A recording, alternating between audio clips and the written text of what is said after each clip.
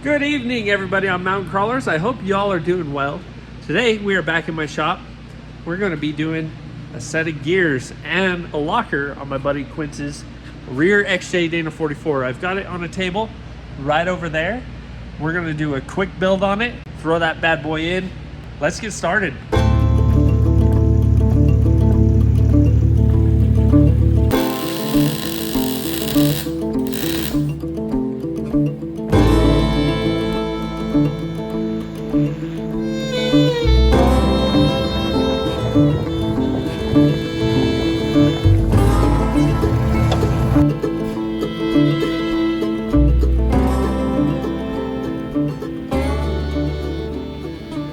This axle will be almost brand new by the time we are done.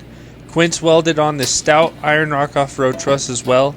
Aside from the housing, carrier, and axle shafts, everything in this housing is going to get swapped out for brand new parts.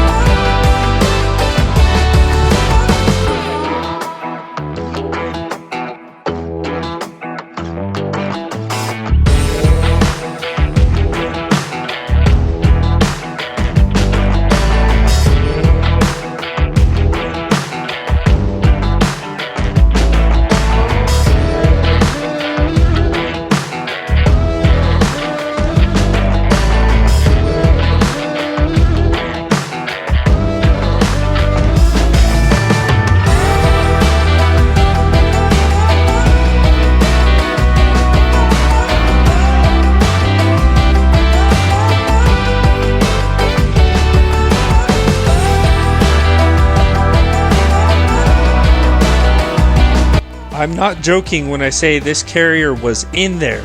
I understand the need for carrier bearing preload, but this almost seemed excessive. I'm sure whoever put this in last definitely had to use an axle housing spreader, because there was no way I was getting it back in with how tight it was. You know things are getting serious when you have to use the largest indexing pry bar you have available to get a carrier to free up from the diff. Holy cow, that thing was in there tight.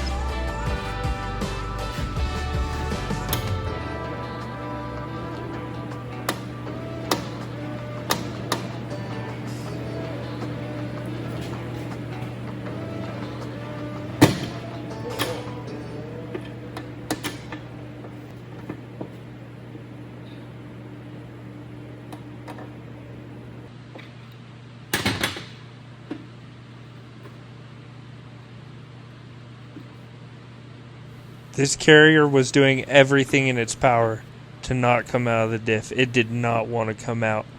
It was happy at its home and it didn't want to leave.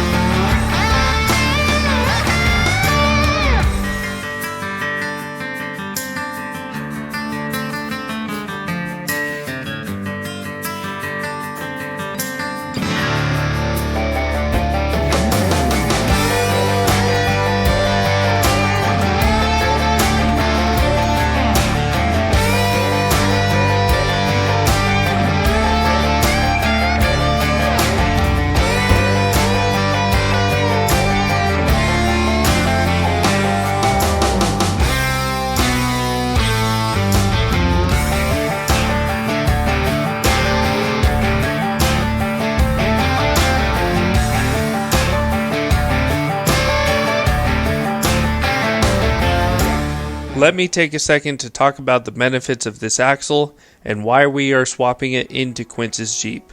For starters, Quince's Jeep came factory equipped with a Dana 35 rear axle. To many of us XJ guys, the Dana 35 is considered the worst axle that ever came factory in an XJ and a slew of other Jeeps of the same era. If you weren't already aware, a Dana 35 is a C-clip axle, and with that, it also has extremely weak axle shafts. With the combination of a drum brake setup from the factory and extremely weak shafts, it was only a matter of time before we'd see Quince's Jeep turn itself into a three-legged dog on the trail. Hence Exhibit A. I cannot even begin to count how many XJs, YJs, and TJs I've seen on the internet, and even a few in person, that have had this exact broken leg symptom due to a Dana 35 shaft breaking. Now, Grand Cherokees such as the ZJ and WJ also have the same weak axle shafts in their Dana 35s, but one saving grace is being disc brake equipped. When you break a shaft, the disc brake will usually hold the axle together, allowing you to limp off the trail on all fours. However, at the end of the day, they still have the weakest axle to come in a Jeep of that era. This is where I believe the Dana 44 is superior. For starters, the Jeep XJ Dana 44 came with 30 spline shafts over the 27 spline shafts that are in Quince's Dana 35. More splines means the shafts are thicker in diameter. 1.31 inch shafts in the 44 versus 1.18 shafts in the 35. Also, the 44 is a bolt-in style axle shaft instead of a C-clip design, allowing for the shaft to be held in by a bearing retainer at the outer housing of the axle tube. If you break this shaft internally, you don't chance your wheel falling off right after. However, one downside to the factory XJ44 is availability. This axle only came in some Comanches and Cherokees from 87 to 89 with a tow package, so they are getting harder to come by as years pass. Luckily, Quince got a decent deal on this one, and it should last him for years to come. This is also the strongest bolt-in axle you can put in an XJ. A Ford 8.8 is also not hard to swap, but does require welding and fabrication. This 44 will bolt into all years of the Jeep XJ. The only modification you may have to do is change your drive shaft length and parking brake cables, depending on the year your Jeep is and what rear axle you previously had in your Jeep XJ.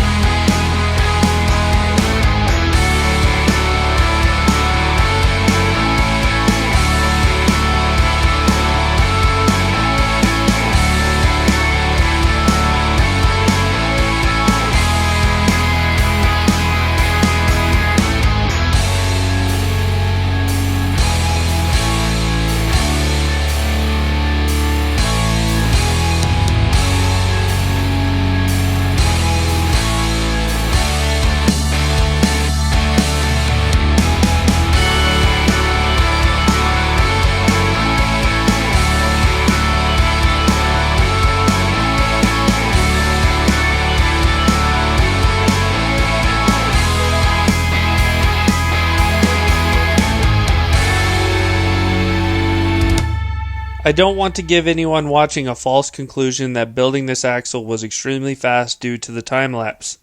I had this carrier and pinion out for adjustments multiple times, nearly in the double-digit range. Sometimes axle builds just go that way. It seems like some I'll get set up within the second or third try, and others can take me all day. It's just all part of getting it set properly so there's no issues down the road. This axle uses shims to set the pinion bearing preload, as do a lot of other older Dana axles. Later on, in the later Dana axles, they switched to a crush sleeve design which made pinion preload way easier to set up in my opinion, but that's just my personal preference. Anyways guys, let's get this build wrapped up so we can get it slapped in Quince's Jeep. What do you say?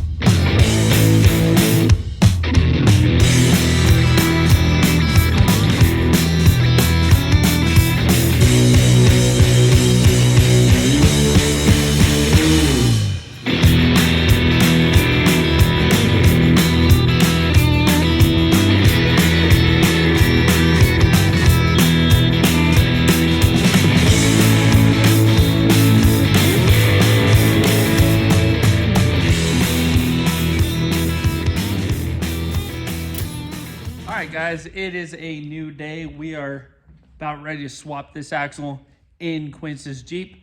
I'm here in the dyno bay. It's been chilling in this corner out of the way for a little while we get other work done at the shop. So we're gonna get his Jeep pulled in on the rack, throw this axle on the forklift, take it over there, and swap this puppy in.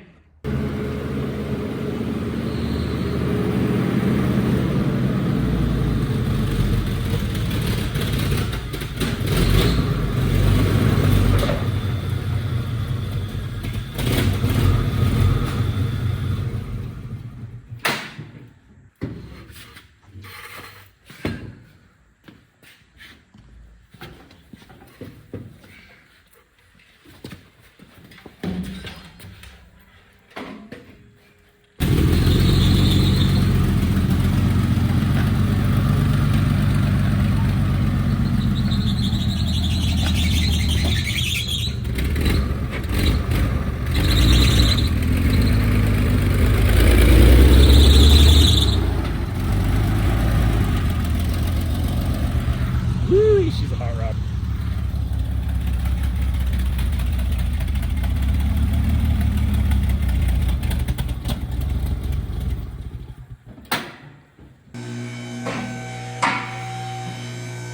So we are finally saying goodbye to the Stana 35 rear end. Never got to see it explode. Oh well. Getting replaced with this Butte though. Gonna be a solid axle up, or gonna be a solid upgrade that will last him for years to come. So let's get this POS ripped out of here.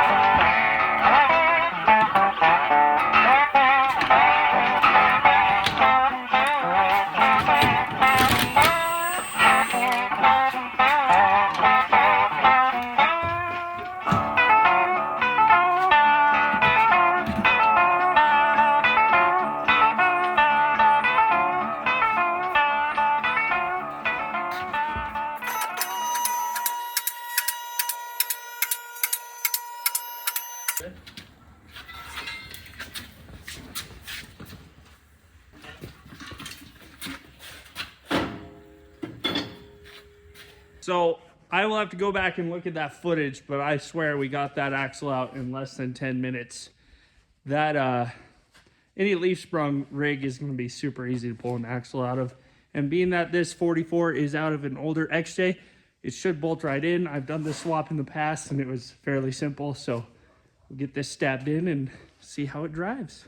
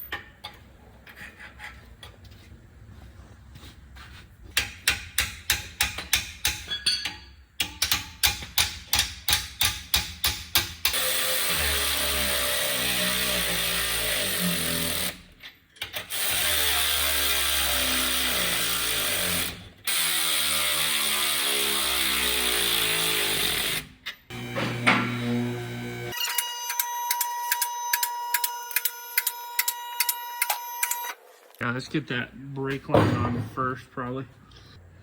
Get some W40 on that. Well, I'll try the PV blaster. Do you want some Loctite for that? Can. I usually Loctite. Driveline bolts. Oh, come on. That's a little exciting. If you want it to fall out, that's your Jeep. The thing that I was most worried about was those old U-bolts, because when I got those things torqued down tight, Yeah. the top of the nut was flush with the top of the bolt. I mean, there was nothing, just a tiny bit of thread holding it.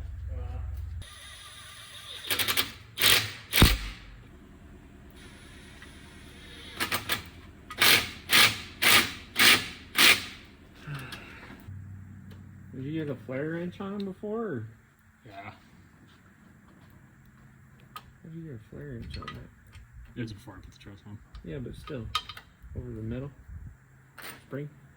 Plus mine was a little thicker. Yeah. You have a little chisel to hit it, try to free it a little bit? What? You have like a little chisel we can hit it with, try to free it a little bit? I just hit that block. See if we can just send a little shockwave through it. Yeah, I could try it. We've had pipes where we've both been hanging off it with a pipe wrench. Yeah. Had one guy hang out, walk over with a hammer, and just hit the pipe. Yeah. Sometimes I'll air hammer stuff and while I'm trying to break it free.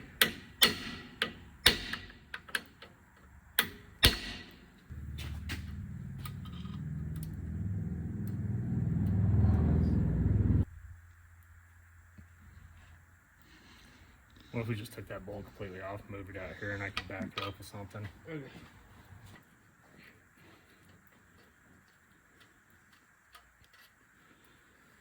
Yeah, that might work.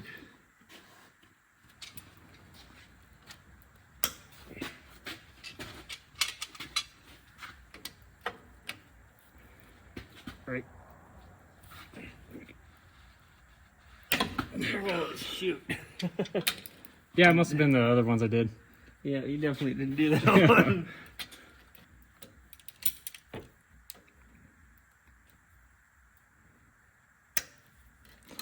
That one was easy. Shit.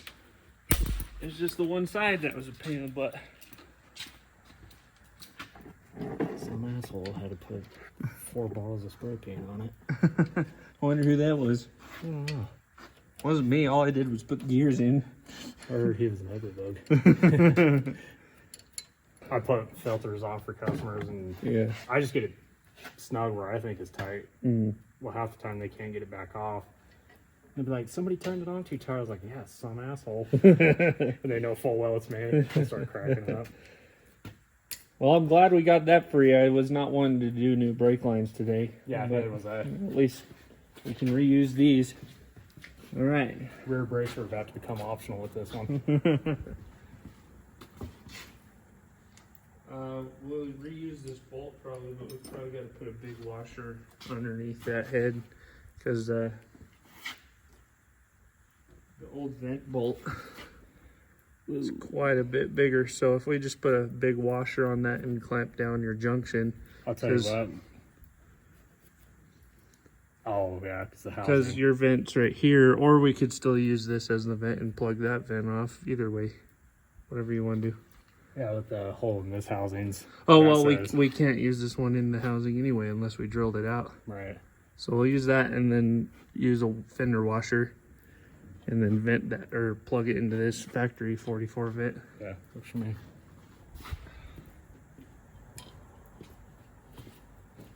There should be a straight pick. I tried the straight pick. It was hitting the truss. I don't care if you bend it. It's a Harbor Freight pick. It's $1 per pack. That's a plastic freaking vent tube, dude. Mm-hmm. Yeah, there you go.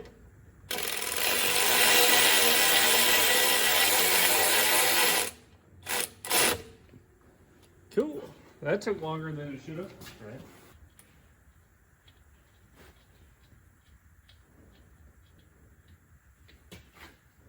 Let me explain what's going on here, because some of you might be confused on why it looks like Quince is French kissing his axle, and I look like I'm listening to the sounds of the ocean through his diff cover hole. Well, hindsight is 20/20 for starters. Whenever you go to swap an axle in, make sure things are free and ready to go before you get it installed in the vehicle.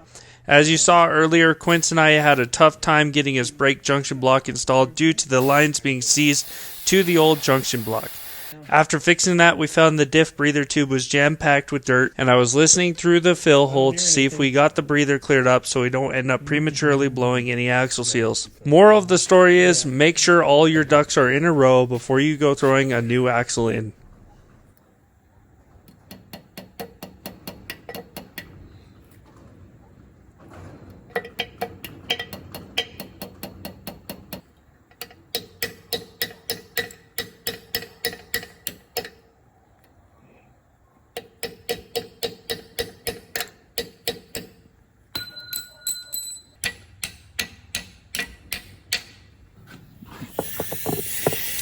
Oh yeah.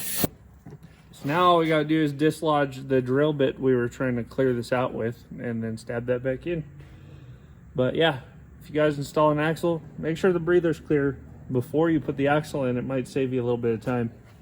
All right, we are wrapping up here. Brakes are done. Quince is torquing the U-bolts right now. We got oil in it. We got to put the parking brake lines back on. That's not a big deal. Throw the wheels on, adjust the shoes, adjust the parking brake, and then we're ready to go for a spin. So we'll see you guys in just a minute when it's on the ground. Okay.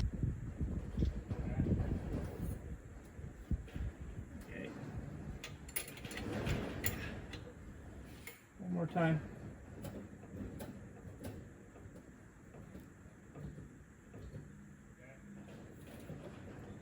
And through this front bit.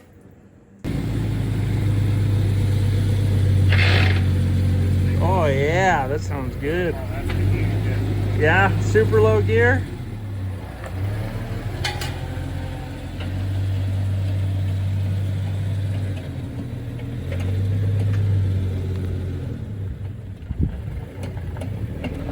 He's gonna have to get used to that gearing.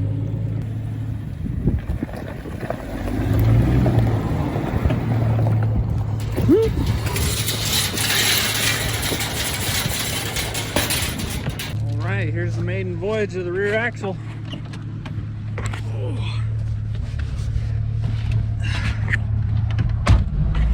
Now remember, don't throw this in four-wheel drive. Shit, there might be. Yeah, don't throw in four-wheel drive unless you have matching gears in the front. That's next. A lot lower gear now, huh? I just went down the same strip earlier. Your speedo is way off. We are not going 55 yet. Time for a new speedo gear in the transfer case, that's for sure. Going down the same strip and at 45 I was in third gear. Yeah, it says we're doing 70 already. 52, 75. We're going 53 and it says we're going 75.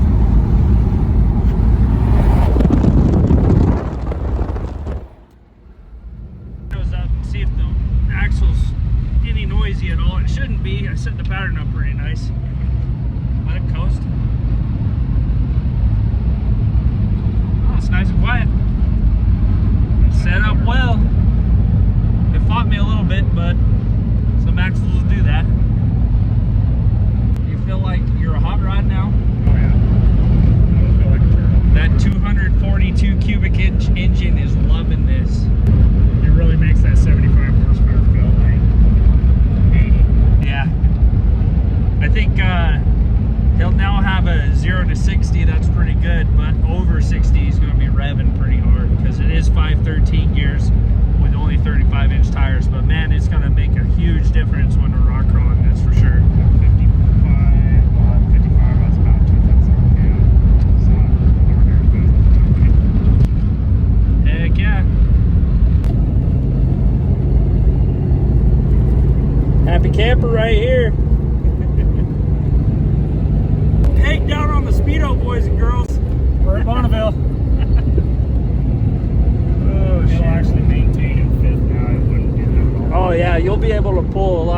fit now. For sure.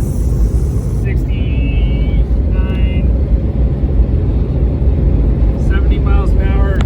We're going almost 95, guys. And I'm only turning 2,600 RPM. That's perfect.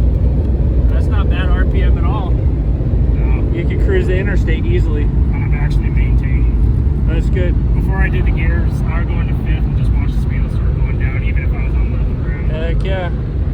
Doing 71 right now. 70, 69. Say that's a mission success. Oh yeah, 110%. Now it's just time for the front axle, and Quince has got to get a little more body work done, get his flares back on, and then you'll see him back out on the trail very soon. Flares are all fitted up, ready to go. I just got a bed line, everything, bumpers and everything's done, and we'll be golden. Yeah, this Jeep's turning out sweet, dude. Yeah. Yeah, gonna be a fun wheeler, that's for sure. And if anybody's dumb enough to keep the disc brake or drum brakes like I am, good luck finding parts for them. Yeah, that Dana 44, those parts are hard to find. Quince had a special order, quite a few of the hardware. So just keep in mind, if you do the 44 swap, you might want to consider doing disc brakes while you're there. So Sure, we're the everybody. yeah, checking for leaks. Pinion all right. Pinion's good. Oh yeah.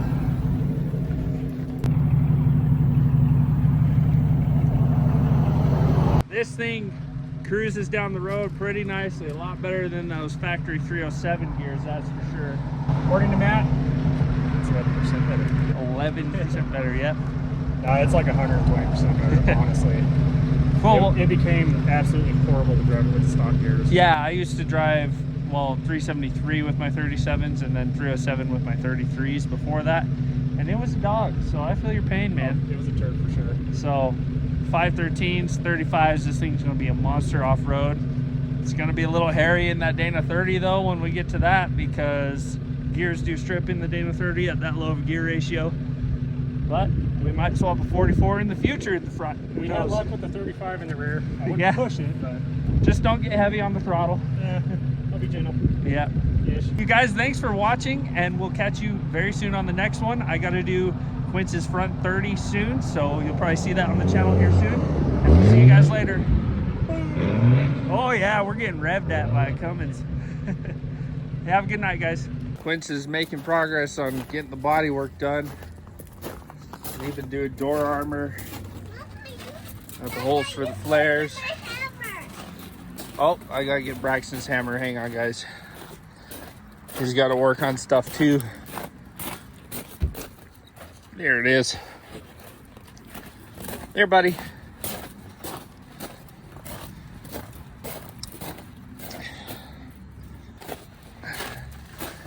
All right, here's the Dana 44 we just swapped in. Looking pretty. 513 gears, still have to do the front. Bumpers bed lined. So pretty. Tire carriers all bed lined. That looks sweet. Door armor. He's working on the fenders over there.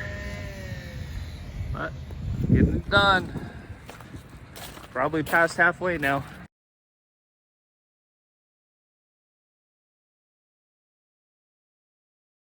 But you guys, thanks for watching. Thanks for watching.